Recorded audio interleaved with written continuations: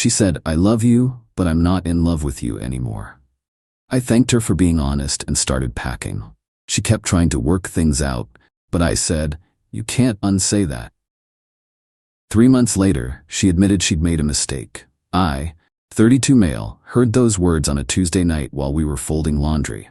Madison, 29, said them like she was telling me we were out of milk. We'd been together 7 years, engaged for 2. The wedding was supposed to be in October. "I love you, but I'm not in love with you anymore." I stopped mid-fold, holding one of her yoga pants. The ones with the little hearts on them that I'd bought her for Valentine's Day. "Okay," I said. She blinked. "Okay? Thank you for being honest." I put the yoga pants down and walked to our bedroom. Started pulling my clothes out of the dresser. "Wait, what are you doing?" She followed me, suddenly panicked. "Packing." "But we need to talk about this. We can work through this." I turned to look at her. Really looked. Her hair was in that messy bun she always did after work. She was wearing my old college hoodie. For a second, I almost laughed at the absurdity. "You can't unsay that, Madison." But I didn't mean. Which part didn't you mean? The part where you love me but aren't in love with me? Or the part where you finally said it out loud? She started crying. Not the pretty TV tears. The ugly, snotty kind. "Please don't leave. We can go to counseling. We can..." No. I kept packing. She kept crying. By midnight, I was at my brother Jordan's apartment with 3 garbage bags of clothes and my Xbox.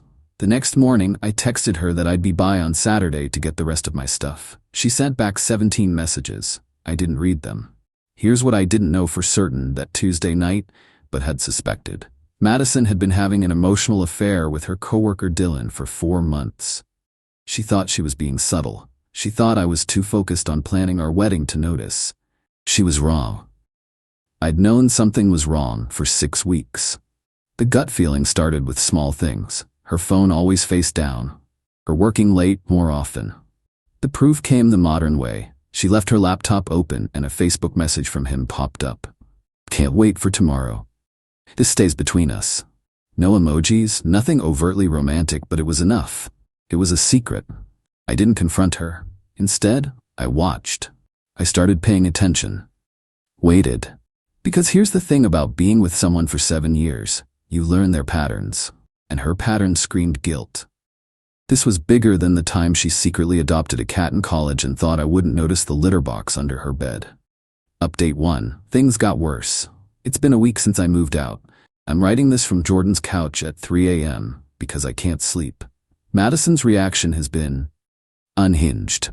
First, she told everyone I abandoned her. Posted on Facebook about how I gave up on us without even trying. Her mom called me 47 times. 47. Then she showed up at Jordan's apartment. She knocked on the door around 9 p.m. Jordan answered because I was in the shower. I heard him say, "Madison, what the hell are you doing here?" I came out in a towel to find her in the living room, in full makeup, wearing the dress I bought her for her birthday. "We need to talk," she said, her voice shaking. "We are talking. You're in my brother's apartment, uninvited. You won't answer my calls. What was I supposed to do?" The argument started there. The same circular logic. I was the one who left. I was the one who wouldn't try. As she got more frantic, Jordan, who was standing by the window, suddenly held up a hand. "Hold on a second," he said, peering down at the street. "Who's in the silver Audi that's been parked out front for 10 minutes? Madison froze, a deer in headlights. "Whose car is it, Madison?" I asked, my voice dangerously calm. She wouldn't look at me. "It's Dylan's." The name hung in the air. Jordan just stared at her, disgusted. "You brought him here?" I asked. "He's waiting in the car for you, like some getaway driver?" "He just drove me." "He was worried," she stammered. "Worried about what? That I wouldn't take you back, so you brought your backup plan to the curb?" Jordan laughed, a sharp, ugly sound. "Lady, you have your side piece waiting downstairs while you beg your fiancé to take you back. You don't get to play the victim here."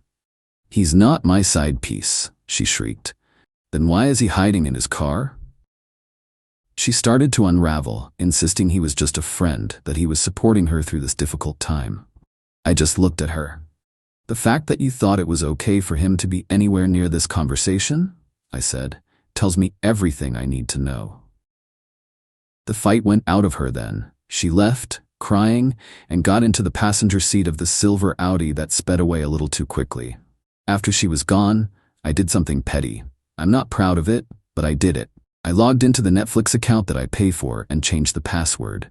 She'd been in the middle of season 3 of Love Island. Update 2. The lease. 2 weeks after the confrontation at Jordan's, I got a text from Madison. We need to discuss the apartment.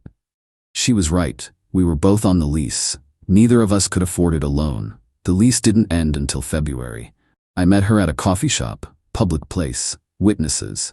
She looked rough, hair unwashed, no makeup, wearing the same sweatshirt I'd seen her in 3 days earlier on her Instagram story. You look tired, I said. I haven't been sleeping. Neither have I.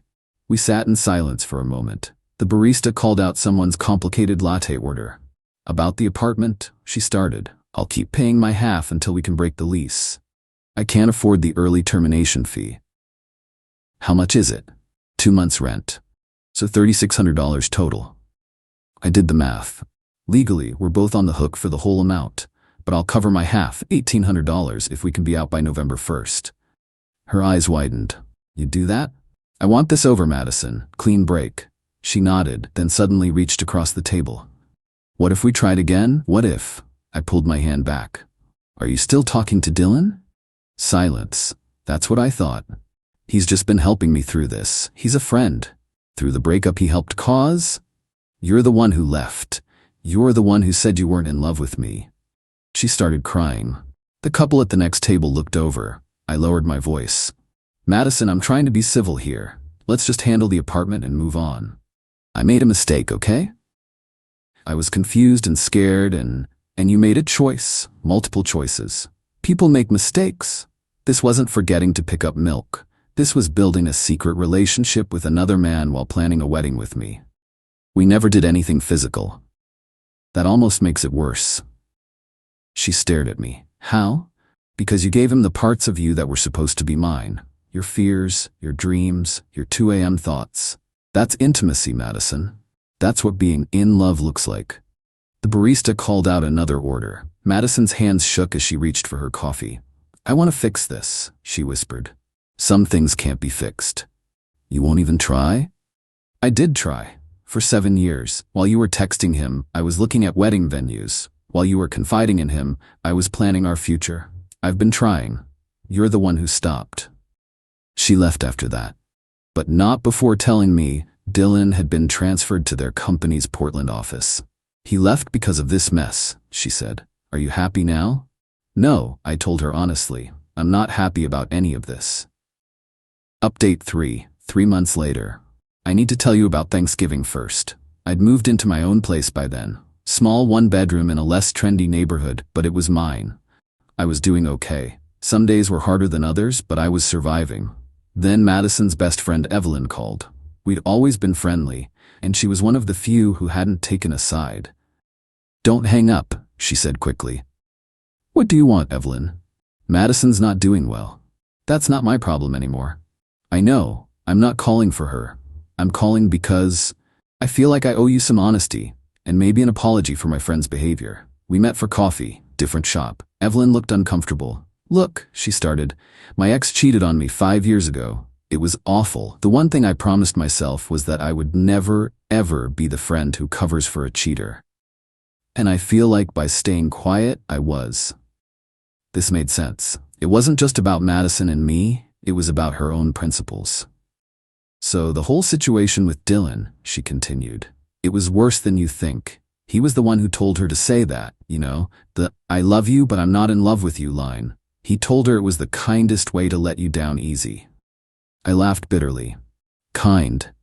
He'd been in her ear for months, telling her you were boring, safe, that she deserved some big dramatic passion. Maybe she does.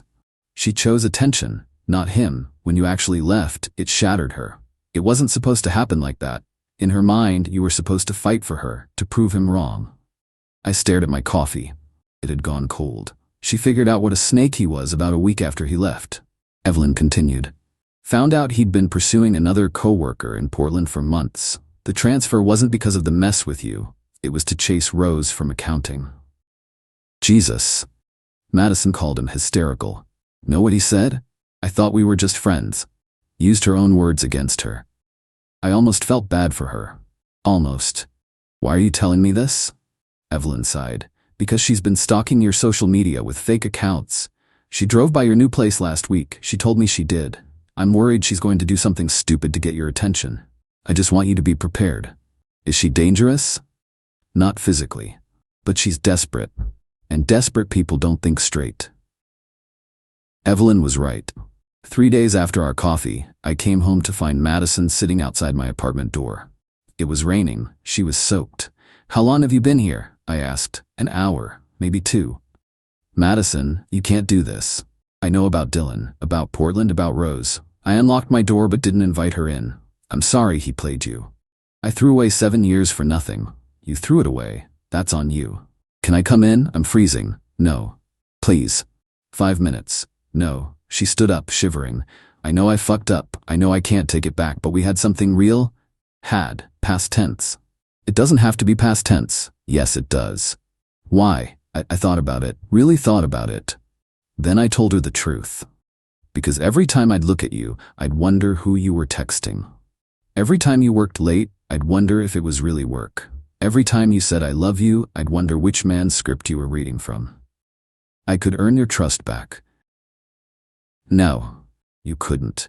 Because I'd always be waiting for the next Dylan, the next time you got bored or scared or confused. I'd drive myself crazy, and I'd drive you crazy, and we'd end up hating each other. We could try. I don't want to try. I want to find someone who doesn't need another man's attention to realize my worth. She was crying again. In the rain, it was hard to tell where the tears ended and the raindrops began. I loved you, she said. I know, but you weren't in love with me. You said so yourself. I was wrong. No, you were honest. For maybe the first time in months, you were honest. I went inside and closed the door. She knocked for 10 minutes before finally leaving. That was 2 weeks ago. Yesterday, I got a wedding invitation in the mail. My college roommate, Bruce, getting married next summer. There's a +1 line. For the first time since that Tuesday night with the laundry, I smiled about the future. I marked attending and left the +1 blank. For now. Final update, it's New Year's Eve as I write this. Jordan's throwing a party, but I'm home with Chinese takeout and my laptop. Seemed like a good time to close this chapter. Madison texted me on Christmas, just Merry Christmas. I hope you're well. I didn't respond. Evelyn messaged me yesterday. Madison's in therapy now.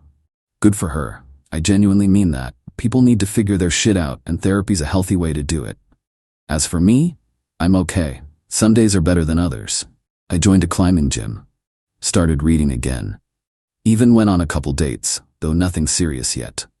The apartment we shared is rented to new tenants now. Drove by it last week on accident, took a wrong turn and ended up on our old street. Felt weird but not painful. Progress. My therapist, yeah, I'm in therapy too, everyone should be, asked me if I regret not trying to work it out, if I regret walking away that night. No, I told her. I regret that it ended how it did. I regret not seeing the signs sooner. But walking away? That was the first honest thing either of us had done in months. She asked if I've forgiven Madison. I'm working on it. Not for her. For me.